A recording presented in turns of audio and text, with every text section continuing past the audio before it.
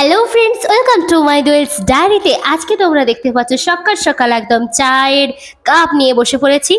আর স্নানও করা হয়ে গেল, এবার আলপনা দিতে হবে এবং আলপনাও দেওয়া হয়ে গেল। কারণ আমাদের একটি দোকান উদযাপন হচ্ছে, তার নাম হলো চিত্রালঙ্কার। সেখানে আঁকার জিনিসপত্র এবং জুয়েলারি জিনিসপত্র এখানে থাকবে। তো তার জন্যই একটা সত্যনারায়ণ পূজা দেওয়া হচ্ছে, যেটা বুদ্ধ পূর্ণিমা বা গুরু পূর্ণিমা যেটাকে বলা হয়। তো সেরকম একটা পূর্ণিমা পড়েছিল, তো সেদিনকেই উদযাপন করা হলো আলপনা দেওয়ার পরে। এবং টুকটাক আমি জোগাড়জাটি করছিলাম, বেশিরভাগটা মাই করছিল, কারণ আমার ঠিকভাবে সেসব নিয়ম জানা নেই। তো যেগুলো পারি সেগুলোই তো আমি করছিলাম। তো নারকোলটাও কুড়তে পারি, এটাও ওই জন্য তোমাদের সঙ্গে শেয়ার করছি।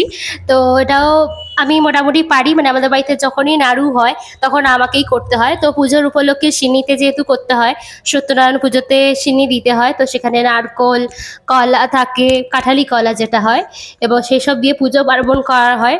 তো সেই জন্যই নারকোলটা কুড়ছিলাম।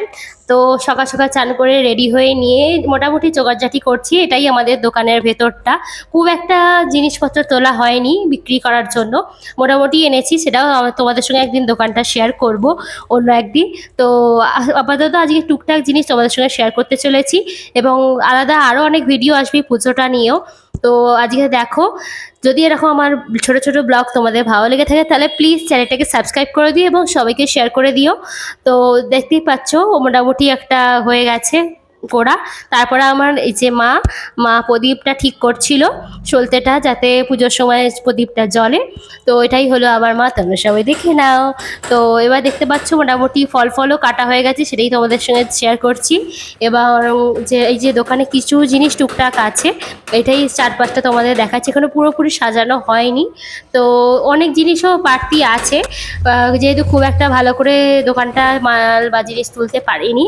তো দোকানটা তো সাজাতে শুরু করে দিয়েছি, খাতা, পেন, পেন্সিল, ক্যামেল এবং ডোমসের বিভিন্ন রকম রং, তুলি এবং কাঁচি আছে, এরকম অনেক অনেক যেগুলো রঙের ক্ষেত্রে বা পড়াশোনার ক্ষেত্রে কাজে লাগে সেরকম জিনিসই তুলেছি, এবং পরে জুয়েলারিটা তুলবো।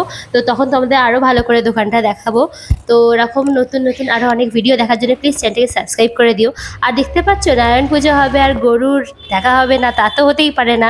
তো গরু তো একটা কৃষ্ণের সঙ্গে বা একটা তো পুজোর ব্যাপার থাকেই। তো যাই হোক, সেদিনকে হঠাৎ কেন জানি না এসেছিল।